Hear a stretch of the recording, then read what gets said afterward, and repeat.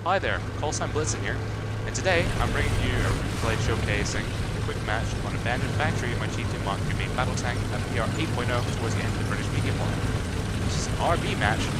However, I've recorded this after the fact, so we're seeing the red markers for enemy vehicles, which in RB I wouldn't see. The Mark 3 is fitted with an early model Royal Ordnance L11 120mm gun with a rifle barrel at a length of 55 calibers. The L11 could accurately punch a hole through almost any tank fielded by the Warsaw Pact at its conception. In War Thunder, the Chieftain is a very competitive tank at its BR due to its very thick and sloped turret armor, and incredibly powerful and quick reloading main gun. Like most MBTs, the Chieftain's armor is all towards the front. You don't want to expose your flanks to anything, even a Russian AA gun. Despite this, the Chieftain is still a very hard nut to crack if you can get yourself all down and put that L11 to work knocking out infantry cuts on yourself with armor piercing, guarding Sabo, Tracer, or high explosive squad ship or softer targets. In this match, though, I'm pretty much always using my armor piercing discarding Sabo. So I've driven up towards where I normally go, this broken warehouse, and I've discovered there's an Object 120 sitting there. And unfortunately, my first shot didn't cold break him, however the second one did. I'm kind of scanning around for enemy tanks, and I eventually see that there's a T-54 sitting there, and I go ahead and knock him out around the place with the ammo rack. Then there's an IS-6, which I'm still... The IS-6 is another hard nut to crack. The Chieftain doesn't have any trouble going through it, but for some reason it has trouble knocking anything out on the inside. So the IS-6 decides to back off when he sees that there's two Chieftains here, and I then decide to go and punch a hole through the value because it's just kind of pissing me off.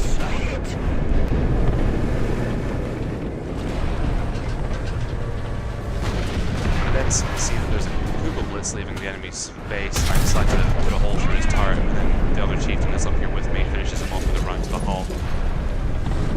We then decide to push up. The Chieftain, the other Chieftain decides to go around the buildings, and I decide to go through the inside of the compound. I do see that there's something coming around. I didn't know what it was, but I fired, I knocked out his cannon barrel into breach, and he backed off, and I thought, no, fuck it, I'm gonna go into the compound. The other Chieftain continues to push up, and then he finishes off the IS-6, which we'll see momentarily. And I decided that I should probably watch where I'm going through the compound, because I did see there was still some fighting going on. I see the target T-44-100 and threw a hole through his upper plate, killing his driver. I then see he's pointing his gun towards me and think, well shit, my lower glacis is exposed. I'm going to try and hit this turret ring, which I hit successfully, knock that out. He then gets his driver back, realizes that there's nothing he can really do except for backup, and then we finish him off with a round through the driver. We then spot that there's another Object 120, and because I have a stabilizer, I fire on the move and knock out his two his turret crew. However, I didn't know if he had any crew left, and I was trying to go for a hull break. Now, in update 1.77, Gaijin introduced a new mechanic, kind of similar to Armored Warfare's Ready Rack system if you've ever played Armored Warfare, in that you have your minimum reload rate is only achievable if your Ready Racks or your autoloader is full of rounds. So I then decide to hold up inside of this warehouse after expending a lot of the rounds in my Ready Rack, and just kind of sit here and restock them with Sabo so that I don't have increased reload rate, because I want to use my L11 to the best of its ability by pumping out rounds as quickly as possible. My Chieftain crew has a reload rate of 7.9 seconds, I think, which doesn't sound that fast, but when you compare it to all the other 120s in the game, they have reloads in excess of 17 seconds. And the Chieftain also has two-part ammunition, meaning the projectile and the charge to drive the projectile are both loaded separately. So when you take that into account, that reload rate is actually quite fast. So now that I've got a number of rounds now in my Ready Rack at the back of my turret, removing them from around the driver in the front of the hull, I hear a plane, but I don't really know where it is. I can tell it's coming from the left.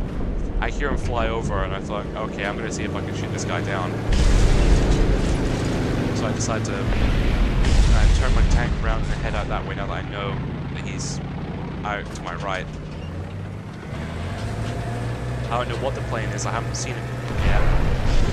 However, when I come out, when I actually see the aircraft, I tell that it's an IL-2. And I thought, well, screw it, I'll take a shot at him. Turns out, I was spot on and ripped his tail clean off. No time to bail out for that one, buddy. Now this match is pretty much finished. We hope we own all the points, and if you look on the minimap, you'll see that all of our team is now encircling the enemy spawn. The usual tactic in War Thunder: spawn camp the enemies and beat them into submission. I'm not gonna lie, I often do that myself, but it doesn't change the fact that it's still a dirty tactic. I didn't spot another team before leaving the enemy spawn, and I finished him off with a round through the side of his hull there, knocking out the remainder of his turret crew. Now I'm still kind of just sitting here restocking my ready rags. Just kind of waiting for someone to spawn, and then I'll pop out and shoot them. But at the same time, I'm still kind of scanning around, making sure that there's nobody flanking me or anything like that. Use my binos now and again because it gives me a higher perspective over the battlefield. Up to this point though, there's not really much else that happens in the battle. There's a ZSU-37 which spawns, and he kind of sits there, shoots at people using his spawn protection.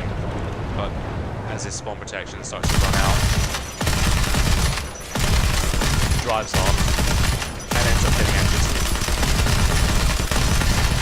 Unfortunately, I wasn't the one that killed him. I was hoping to get a hull break, perhaps, or even detonating his ammunition, but my shell only ended up killing his driver. And that's pretty much it for the battle. There's not much else that happens after that. So, I hope you've enjoyed the video, and I hope to see you next time. This is Call Sign Blitzen, signing off.